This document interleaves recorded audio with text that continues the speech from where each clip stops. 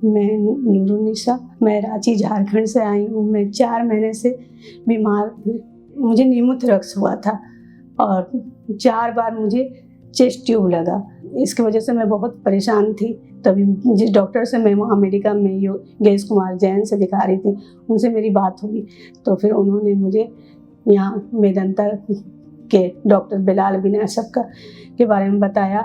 तो मैं यहाँ आई तो बिलाल सर से जब मिली तो उन्होंने जब मेरा सारा रिपोर्ट देखा तो उन्होंने बोला कि एकदम घबराने वाली कोई बात नहीं, आप एकदम ठीक हो जाएंगी, 99% तक ठीक हो जाएंगी। एक सर्जरी होगी दूरबीन द्वारा। पहले से तो मैं बहुत घबरा रही थी, लेकिन उनके बात करने से मुझे लगा कि सचमुच मुझे एकदम नहीं लगता था कि मैं अब ठीक हो पाऊंगी। नूरुन्निसा जी हमारे पास न्यूमोथोरैक्स नाम की बीमारी लेके आई थी। न्यूमोथोरैक्स में होता क्या है कि छाती के अंदर लंग्स में जो एयर होती है वो निकल करके छाती के अंदर एक्यूमुलेट हो जाती है, जिसकी वजह से लंग पे दबाव पड़ता है और लंग अपनी जगह पे सिकुड़ जाते हैं, जिसकी वजह से मरीज को सांस लेने में प्रॉब्लम होती है।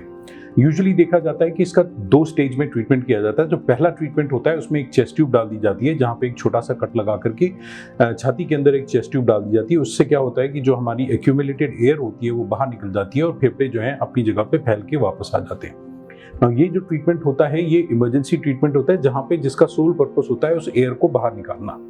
हालांकि अगर किसी पेशेंट में एक बार न्यूमोथोरैक्स हुआ है तो वैसे पेशेंट्स में ये चांस होता है कि आगे चल के भी वो न्यूमोथोरैक्स डेवलप हो, और अगर किसी पेशेंट को 2 बार न्यूमोथोरैक्स डेवलप होता है तो इसके चांसेस बहुत ज़्यादा बढ़ जाते हैं कि उसको रिकरेंट यानी बार बार न्यूमोथोरैक्स की प्रॉब्लम होगी। और यही प्रॉब्लम नूरुन्निसा जी को हुई थी, इसीलिए वो हमारे पास रेफर की गई क्योंकि उनको 2 बार चेस्ट ट्यूब ऑलरेडी पड़ चुकी थी एंड बार बार उनको ये प्रॉब्लम हो रही थी। तो उसका दूसरा स्टेज का जो ट्रीटमेंट है उसके लिए वो हमारे पास भेजी गई थी। ना दूसरे स्टेज के ट्रीटमेंट में बेसिकली क्या होता है कि एज सर्जन्स हम लोग उसकी मूल कॉज को एड्रेस करते हैं कि वो न्यूमोथोरैक्स क्यों हो रहा है। एंड आमतौर पे न्यूमोथोरैक्स जो होता है वो लंग्स की वीकनेसेस डेवलप हो जाती हैं, जहाँ पे लंग्स में छोटे छोटे गुब्बारे या बड़े गुब्बारे बन जाते हैं because of the weakness of the lung. और जब वो गुब्बारे जैसे जिनको हम ब्लेब्स या बुल्ला कहते हैं फट जाते हैं तो न्यूमोथोरैक्स डेवलप होता है। तो इसकी बड़ी सरल तरीके से दूरबीन के माध्यम से सर्जरी हो जाती है, जहाँ पे उन बुल्ले या ब्लेब्स को हम लोग निकाल देते हैं या लेजर से जला देते हैं और उसके बाद एडिशनल प्रोसीजर्स करते हैं जिससे कि लंग जो है छाती के अंदर की वॉल से चिपक जाए, जिसको हम प्लूरोडेसिस कहते हैं। और यही प्रोसीजर नूरुन्निसा जी का हुआ। पुराने ज़माने में ये प्रोसीजर ओपन सर्जरी के माध्यम से होता था, बट आज की तारीख में वैट्स के माध्यम या दूरबीन की सर्जरी, जिसको थोरैकोस्कोपिक सर्जरी भी कहते हैं, उसके माध्यम से ये बड़े आराम से किया जा सकता है।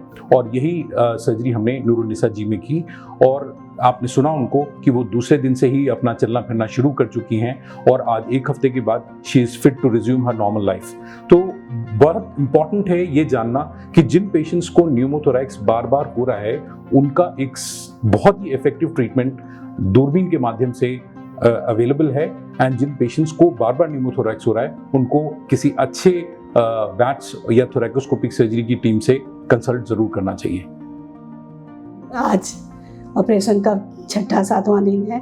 ऑपरेशन के दूसरे ही दिन आईसीयू से निकलने के बाद पेशेंट को फिजियोथेरेपी के लिए ले जाया जाता है। इतना अच्छा से एक्सरसाइज कराया जाता है कि पेशेंट 2 दिन में फिट हो जाता है। मुझे इतना अच्छा लगा। शुरू में तो मुझे लगा मैं कैसे कर पाऊँगी, लेकिन आज मैं खुश हूँ। बहुत अच्छी तरीके से सब हुआ और बिलाल सर की टीम को मैं बहुत बहुत बड़ा थैंक्स बोलना चाहती हूँ और मेदंता स्पेशली थैंक्स। मैं बहुत यहाँ से खुश होकर जा रही हूँ।